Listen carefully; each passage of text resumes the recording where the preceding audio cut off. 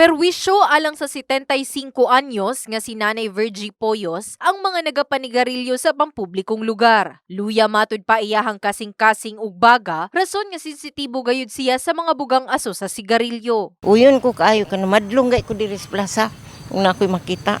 Bisan dito sa among balay sa Apupong nagabadlong gyud ko og kanang nay manigarilyo labi na tong dagko kay sigarilyo gani nga kusog kay mo aso. Dugang pa sa mga residente sa Jensan nga silang Zela ug Roda, parehong dunay asma. Bisan pwede nga dili na magmas, nagasulob na lang gihapon kini aron likay nga makasimhot og aso sa sigarilyo. Kung sa kwa ma'am, oo, kay palalo sa kwa ma'am, isa ko kaasmahon. Gamay lang nga maka ano sa aso gud ma'am, mo ano akong dughan ma'am, di ko ka ginawa.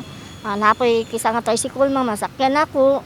Nainang ginako nga kuya ayo panagerilyo bawal baya ya labaw na sa mga pasahero nga naay asma. Hindi po ta maapektuhan sa kuan sa mga smoke code.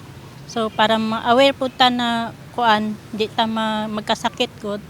Kay mas grabe man ang effect sa aso kumpara sa nagagamit. Sugod bulan sa Mayo hangtod Hunyo ning tuiga, 16 na ang ihap sa nadakpang nanigarilyo sa pampublikong lugar sa Jensan o ngadtong misupak sa anti-smoking ordinance. Yung penalty natin is, we have three. One is 2,500.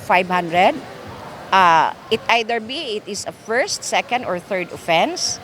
It can either be imprisonment or a community service for 5 days. Now that we don't have the pandemic anymore, binabalik po natin yung ating masigasig na pagkontra sa smoking in public places. Lakip na usab sa dakpon ang gagamit og e-cigarette kun ginatawag nga vape. Kini si Liza Labaho, in the heart of changing lives.